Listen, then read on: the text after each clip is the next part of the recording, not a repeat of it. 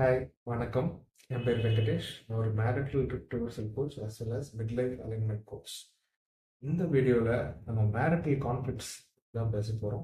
தம்பதிகளுக்கு இடையே நடக்கிற பிரச்சனைகளுக்கான முக்கியமான காரணங்களை ஒவ்வொரு பிரச்சனையும் ஒவ்வொரு வீடியோவில் பார்க்க போகிறோம். இந்த வீடியோவில் நம்ம எடுத்துகிட்டு இருக்க பிரச்சனை வந்து ஈகோ.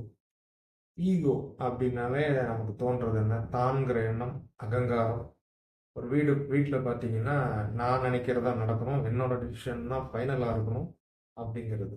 ஆனால் இன்னைய காலகட்டத்தில் வீடுகளில் அப்படி ஒரு நிலைமை இருக்குதான்னா பெரும்பாலும் இல்லைங்க. ஏன்னா வீடுகளில் கப்புள்ஸ் வந்து ரெண்டு பேருமே ஒர்க்கிங் ப்ரொஃபஷனல்ஸாக இருக்காங்க.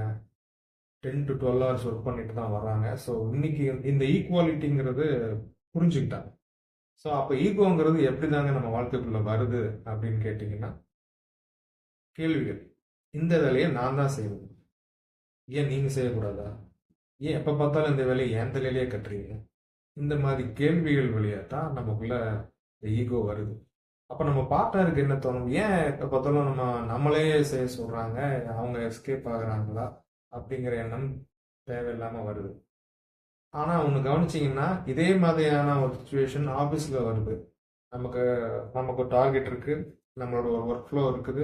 ஆனால் அதை தாண்டி ஒரு அசைன்மெண்ட்டு வருது அப்படின்னா, நான் செய்யலை இன்னொருத்தட்ட கொடுங்க அப்படின்னு நம்ம சொல்லுவோமா?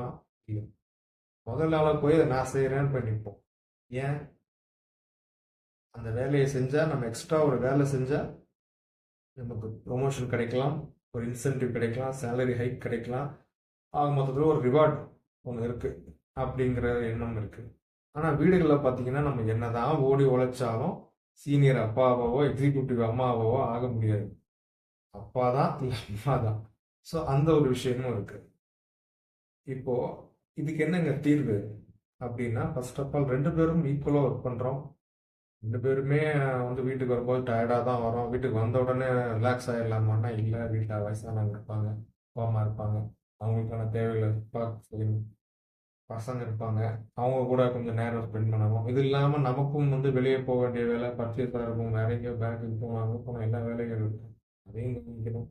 இது இல்லாமல் தாண்டி சரி ஒரு கொஞ்சம் நேரம் நமக்குன்னு எடுத்துக்கலாங்கிறப்போ நம்ம பார்ட்னர் வந்து இந்த வேலையை செய்யுன்னு சொல்கிறப்போ தான் இந்த கேள்வி வருது. ஸோ ரெண்டு பேரும் ஃபஸ்ட்டு ஒரு புரிதலுக்குள்ளே வரணும். உனக்கு எவ்வளோ நேரம் இருக்குது, எனக்கு எவ்வளோ நேரம் இருக்குது, அந்த நேரம் பகிர்தல் கரெக்டாக புரிஞ்சுக்கணும்.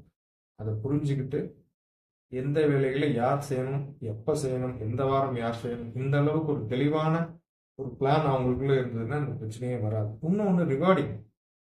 எப்படி நம்ம ஆஃபீஸில் வந்து ஒரு ரிவார்டு கிடைக்கும் அப்படிங்கிறப்போ நம்ம வந்து ஒரு வேலையை முன்னாடி போய் செய்கிறோமோ அந்த அந்த அதே மாதிரி வீட்லேயும் ஒரு ரிவார்ட் சிஸ்டம் கொண்டு வரணும்.